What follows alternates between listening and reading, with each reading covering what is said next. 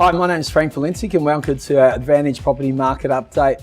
Well, nothing much has changed in Melbourne, a consistent clearance rate of around 75% each weekend. Even though there's been a lot more volume, there's more choice and there's a lot more Super Saturdays. There will be some opportunities for buyers. I say to my clients, it's always a good time to buy with about 4 or 5 weekends to go because there are a lot of auctions happening and there are opportunities opening up.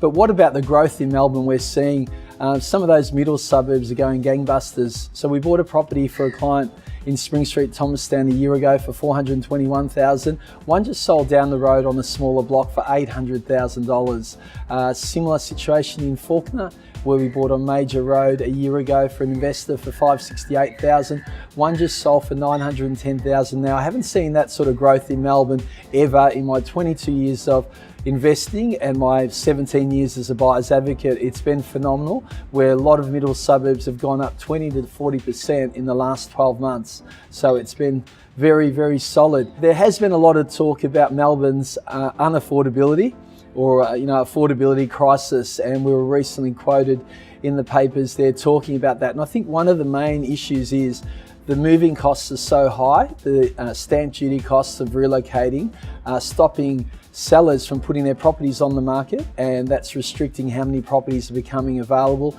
It is tougher and tougher for developers to get permits through and takes so long. So that is also restricting supply of properties. And the other major factor is, we've got so many people immigrating to Melbourne as well. If that was to slow down, maybe that would give some more Australians and Melburnians a chance to buy their own piece of real estate and get into the marketplace. So there's some things that I think would hopefully help the affordability issues, because Melbourne's property is red hot at the moment. Properties are now selling on an average of 25 days. A year ago it was 60 days.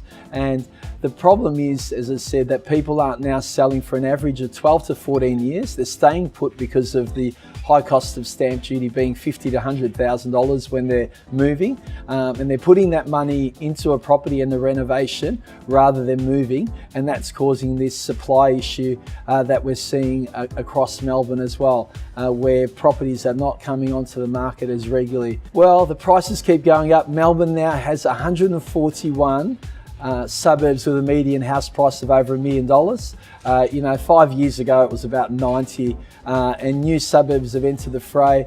Newport and Lower Plenty, Vermont, and it won't be far before you see Coburg and Reservoir entering the fray as well. So we're becoming a lot more unaffordable.